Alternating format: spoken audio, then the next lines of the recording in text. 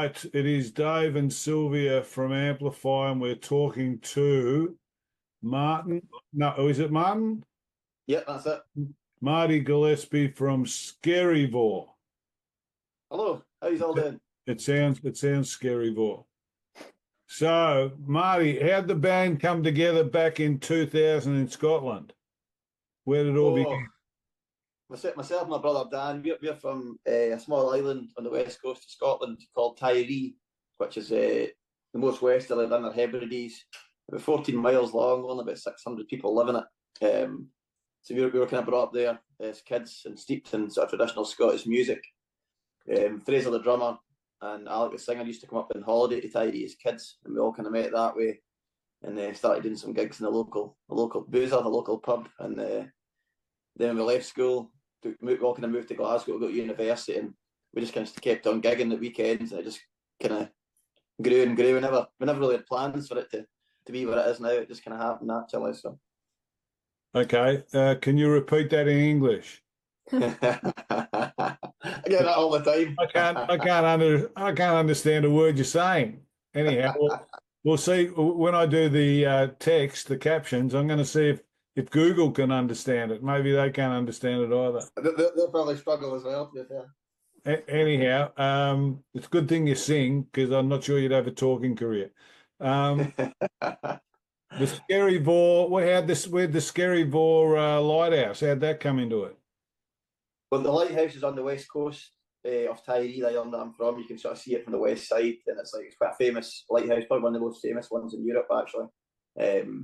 And it's built on the rock. The lighthouse is built on, it's called Skerryvore. So we just picked that. Was that the motivation though? Was it? Is someone? Yeah, sort of. Yeah. Well, we were kind of looking for a name. We just recorded our first album. We needed a name. We thought, well, it's kind of got links to Tiree and whatever. So we went for it that way. Why not? Why not? Why not? And so that was back in 2000. It's now 2025. We'll talk about your albums later. You got 9 albums, so you've done a fair whack in that time. Have you been touring consistently, or Yeah. So you've been out playing? Yeah. Yep. Yeah, pretty much been. It kind of all kicked off probably properly in sort of 2010 when we launched our self-titled album Skerryvore, because in the early days we were very traditional, so we'd play for a lot of, like West Coast ceilidh dancing and just play in the pubs. But when we done the self-titled album Skerryvore in 2010, we started writing our own songs, and we were sort of pushing towards doing more festivals and just our own material, and it kind of just naturally grown since then. And then we sort of started touring the States 2012, I think, and it's kind of been out there every year in Europe, and yeah, it's kind of been a natural progression, and it's been good. So the natural is to do Europe, I suppose, a few times. You've done States once or more? Oh, States about 12 times now. Really? We tour out there maybe 3-4 times a year, so it's probably our biggest market now, to be honest. It's a wonder they let you out, the way they are these days with DEI and all that sort of stuff. It's a wonder they let any foreigners out once they're in. They probably lock them up. So watch out the next time you go. I know. It's even make my mission getting in now, to be fair. It's not going to be as easy, but we've got our visas and all that sorted. Mm-hmm. All right, so Sylwia's here. She's going to talk as well. I apologise, but yes. she speaks English. She doesn't speak Scottish. So I hope you can understand what you're saying. Well, it will be with an accent as well, so don't worry about that. All right, Mark. I've read in an article that your sound is a blend of Mumford and Sons and the Chieftains. Would you agree with that, or how would you describe the sound of your band? We always get asked this question. It's such a hard thing, because it's kind of all come naturally. It's not been forced. We've not planned to have a certain sound. It's kind of the sounds just come from all our own influences, basically. So, but there's definitely a crossover to Mumford and Sons. Some of the stuff we do is probably the Chieftains as well. Like Run Rig's a famous Scottish band, but then we're taking so much sort of inspiration from like modern pop music now and stuff as well, and older music. So it's kind of hard. It's hard to. It's a thing we always find hard to describe when people ask what is your sound, and we kind of just maybe say it's kind of it's pop rock, folk rock, sort of folk fusion sort of thing. It's kind of What about Celtic Well, band? like a rock band with traditional instruments, sort of thing, you know. So What Celtic about rock, Celtic rock? yeah, Celtic rock is just an easy sort of tag, is it? Because Yeah, basically, yeah. it's lazy. Yeah. Well, why do you think that fans resonate with your music? What I do they think like it? Yeah.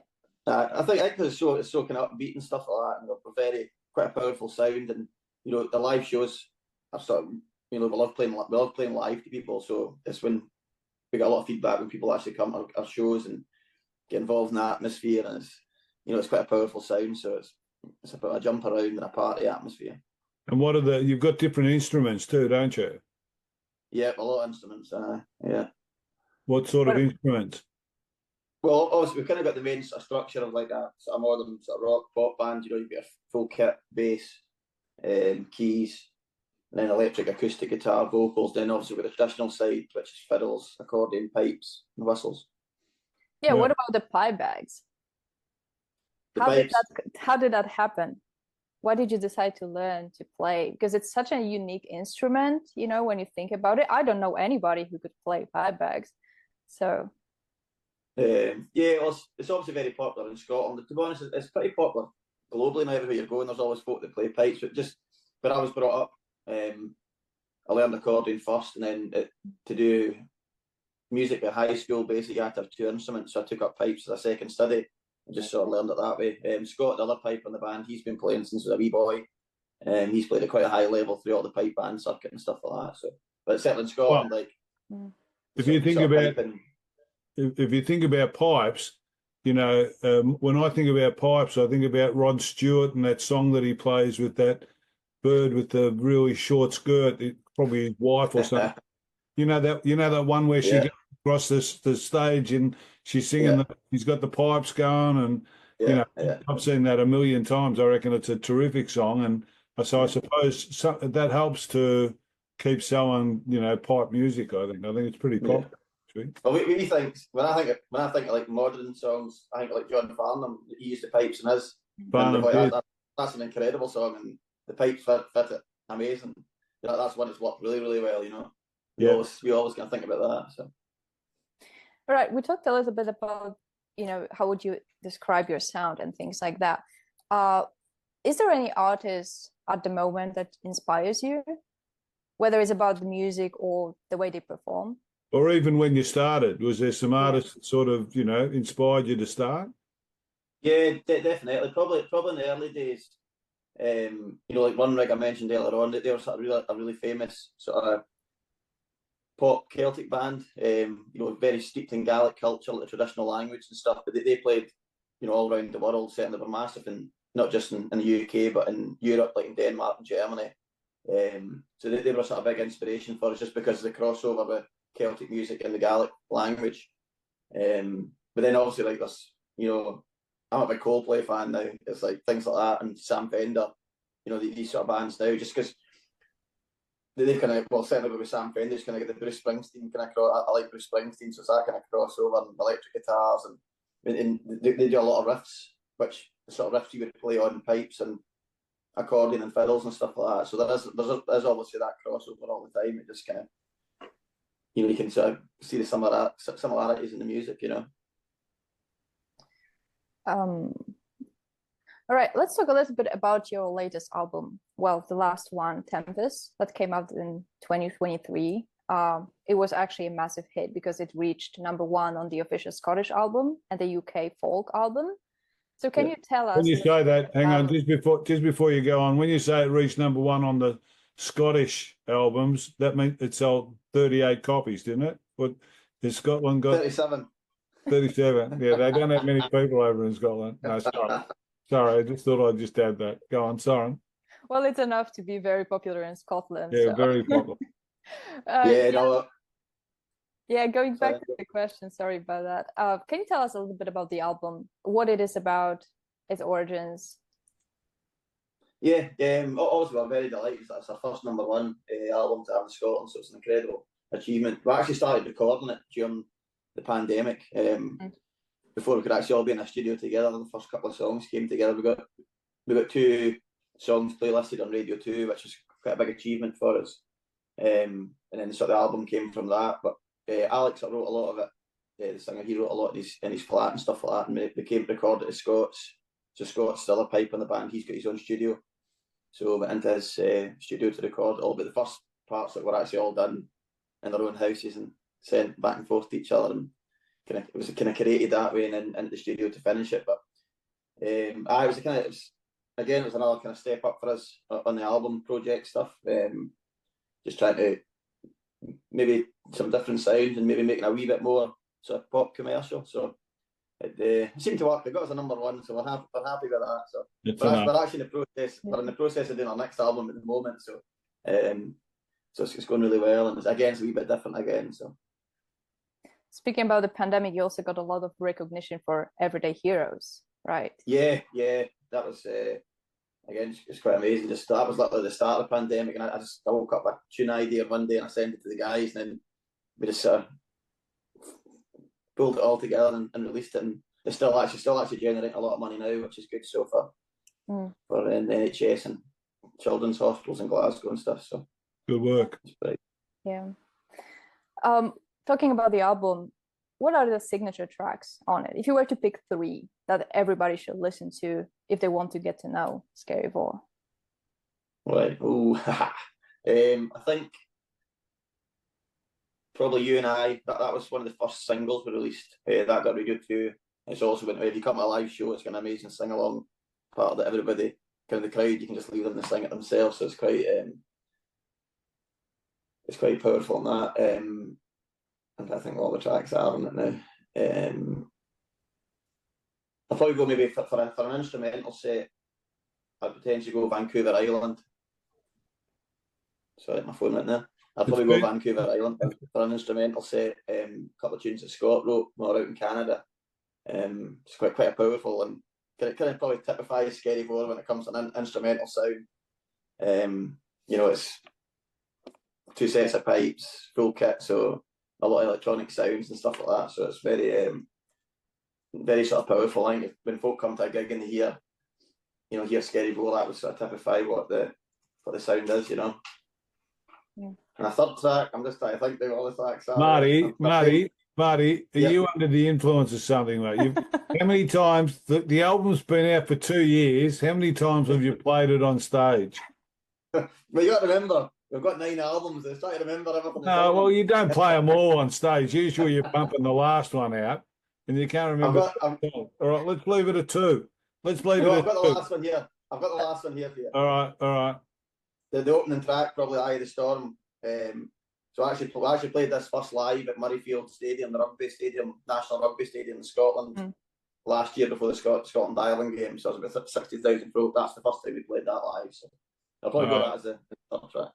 Just for all the fans, listen to the album. Even though Marty doesn't, you'll enjoy it. All right, so listen to the album. Well, my next question was to ask about a song that didn't get as much love from the audience as you had hoped for, but maybe we can skip that one. Yeah, let's do that. Yeah. I have no idea. That will do. That's a good answer.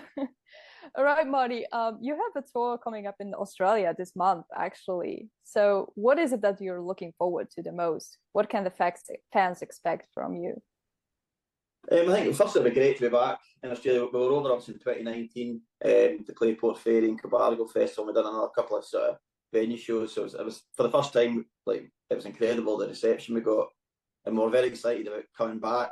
But obviously the pandemic stopped that, so I guess it's just getting back now. But again, I'm just really excited to come back. Certainly do Port Fairy and Cobargo again, but obviously all the other shows we've now got in amongst it and visiting some new places. So it's going to be great. We'll bring our high energy Scottish music, and hopefully people really enjoy it. 2 very difficult accents merging there. Yeah. All right, you said that you were very excited the last time you were in Australia. Do you have any fond memories from that visit? The good weather, first and foremost. The weather was very nice compared to Scotland. So thoroughly enjoyed that. I think the Port Fairy shows were incredible. I think just the reception we got, for the very first time being in Australia and being at the festival was incredible, So, probably the Port Fairy gigs were pretty class.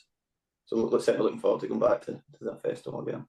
Well, I'm sure the reception is going to be as good as it was the last time, So. and the weather is still good, so Good. you'll enjoy that. Well, it's actually sunny in Scotland this morning, so it's actually all right. So is it? Yeah, it's cold. It's about -4 or something, but it's sunny. Yeah, well, I'm from Europe too, so let me tell you that I don't miss the weather. Yeah, it's much better here. All right, Marty. If you could perform with any artist, dead or alive, that's a classic question, right? Who would you choose and why? But the dead ones are alive when you perform with them, by the way. What's that, sorry? If you chose a dead one, they wouldn't be dead on stage while you're performing. They'd actually be live on stage. I just wanted to clarify that. They can do holograms now, so yeah, well, they probably can. That's great. The options are there. Oh, that's a tough question. You haven't got anybody. What, Freddie? No. Elvis? No. I would in modern day music, I would say Coldplay, because the stuff they do, the stadiums they play right now are absolutely incredible. And just because I've watched some of the backstage footage you've seen, it's like it's absolutely incredible what they're walking out to. So I'd say probably them for like a modern day act. Somebody older, maybe something like AC/DC or something. I think that'd be absolutely incredible to be on stage with them doing like a small stadium band. gig. Small band. Back up the truck. You get on the back of the truck with them in the shopping centre. And plus, I could fire a bit of pipe, some of them, so I'd get away with it. It'd be all right. They still say no Bon, no AC/DC. And he's been dead for 30, 40 years. Seriously, they still say no Bon, no AC/DC. So that's a good one. Right, buddy. You've been on the scene for 20 years this year, right? Yeah. So what is one piece of advice you would give to any small artist that could be potentially watching us and, dreaming about being where you are? Know the tracks of the latest album. Oh, sorry. Sorry, that was sorry about that. I think we get like asked for advice off a lot of young, certainly in the trad scene, off a lot of young acts. And it's like, I think,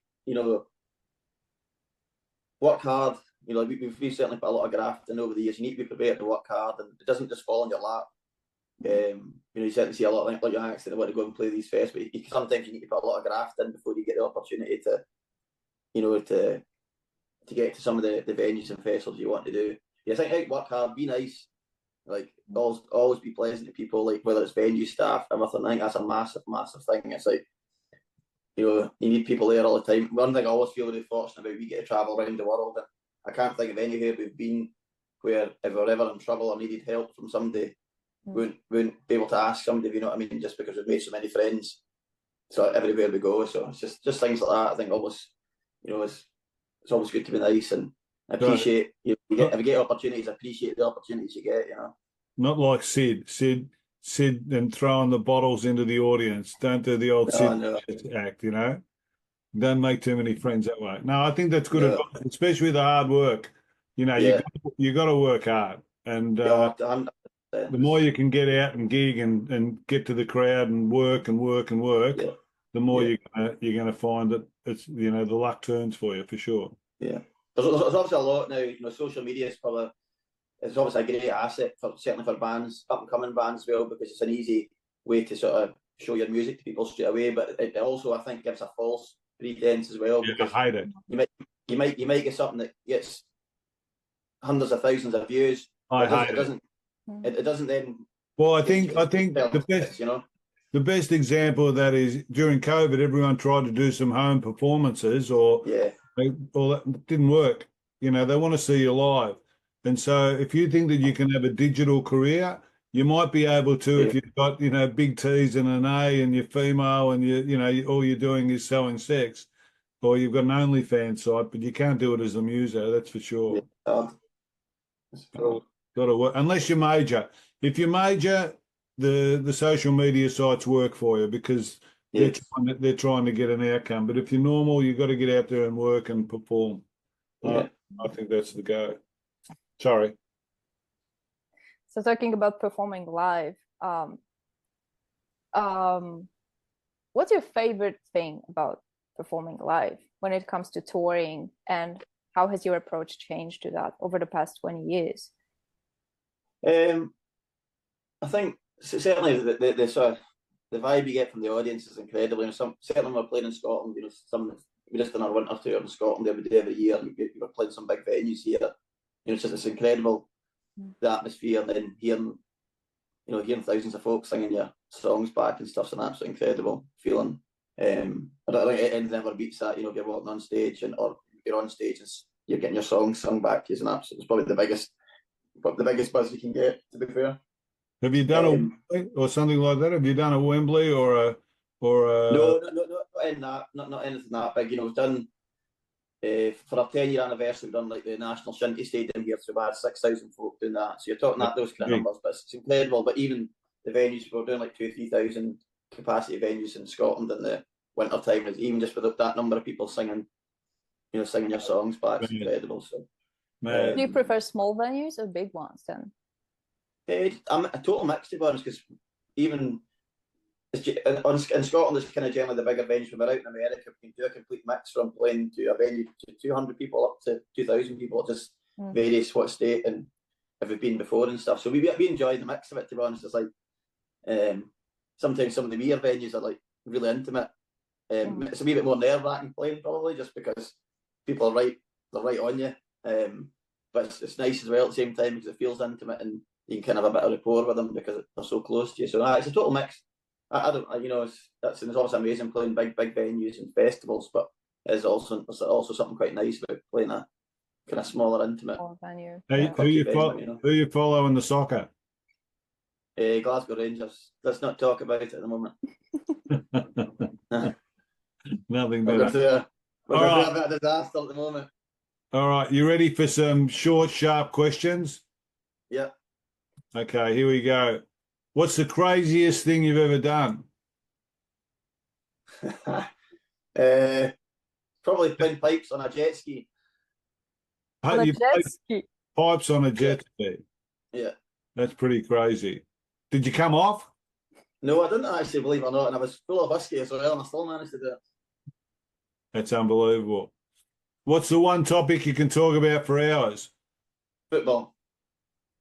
What sort of football? There's AFL football, which is the real football, and then there's American football, which is like second class, but that's pretty good football. And then there's a thing called soccer or something like that. Soccer's the real football.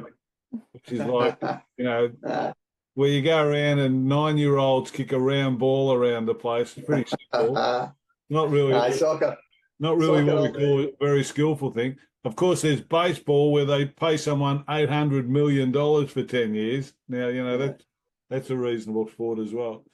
All right, so you're a mad soccer fan, are you? Yeah, big soccer fan. Have you followed in Rod's steps and put a pitch out the back? What's that, sorry? You followed in Rod Stewart's steps and put a pitch out the back in the backyard? Not quite at that level of money yet from the music, but I might get there one day. What's the one thing you like most about yourself? Probably good fun. I like to enjoy myself and have a bit of fun. This is a bit of a searching question. Which Gillespie's better muso? Oh, you or your brother? Tough one. You or your brother? Probably my brother. I'll give it to him. He's older. Yeah. Did he start and you follow, or did you both start together when you started the band? He started. He played music. He's 3 years older than me. He started playing music first, and then we both kind of started the band at the same time. So. It's pretty cool. All right, now let's finish on some favourites. Right, you ready? Yep. Okay, these are pretty hard questions. Everyone hates them. Favourite album? Coldplay, Miles is a Lotto. I think it's called. What was that? Coldplay's, is it Miles a Lotto it's called? Coldplay. Your favourite albums are Coldplay. First thing that came in my head. Oh my god. You're not a rock star. What are you doing? Favourite artist? Sam Fender at the moment. Okay. Favourite movie? Any Given Sunday. That's a good movie. I like that movie myself. That's a good movie. Favourite place to visit? Tyree, my home island. I don't get to go very often. Home. Favourite venue to play?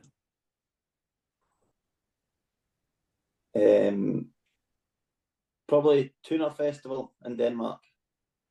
Denmark. In the midnight sun or in the middle of winter when it's dark? Midnight sun. Yeah, I'd agree with that. It's pretty cold out there in the middle of winter. Favourite Yeah. food and dank. Favourite food? Shellfish. Shellfish. Yeah. That's lobster. Yeah, we get the best in the west coast of Scotland. The west coast of Scotland, you really? That's Yeah. surprising. Best Favourite shellfish. Favorite, so you get it probably, you get it fresh, obviously. Are you near the water where you are? No, not so much in Glasgow, but when I'm on my home island, we're literally surrounded by water, so Oh, that'll be freshest shellfish. cool. Favorite drink? Whiskey. What type? Scottish whiskey. What brand? Probably Glenlivet Speyside whiskey. That's a great brand. It's a top brand.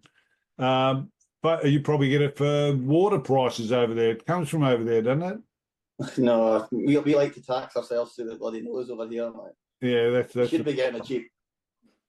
Favorite person in history, apart from me.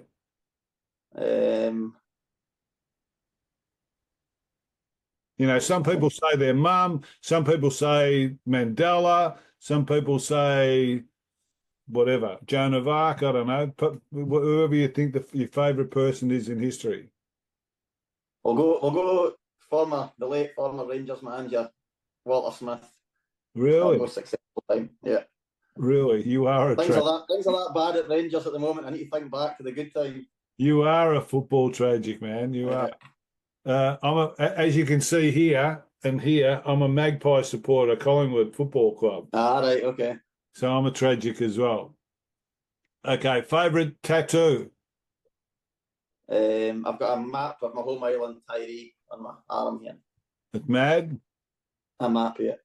Okay, so two things. One, I want you to share the YouTube, right? Because who cares? Yep. What's the matter?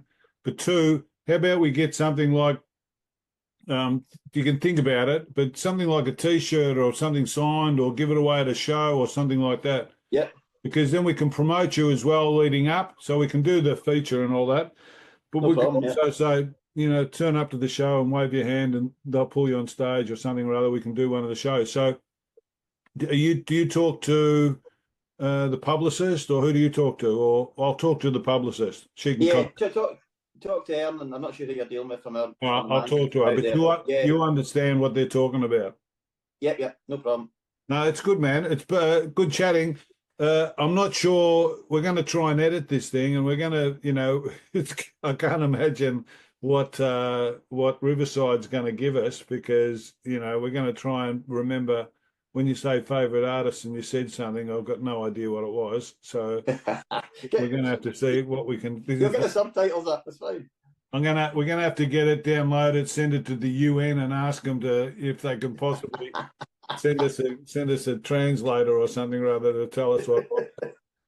Well, welcome. Have a great tour. You know, it's not thank you. Yeah, enjoy yourself. We may get to a show, maybe not because we're pretty busy, but have a great tour. Enjoy yourself, and whenever you need to, yell out, and we'll give you a bit of promo wherever you are. Amazing.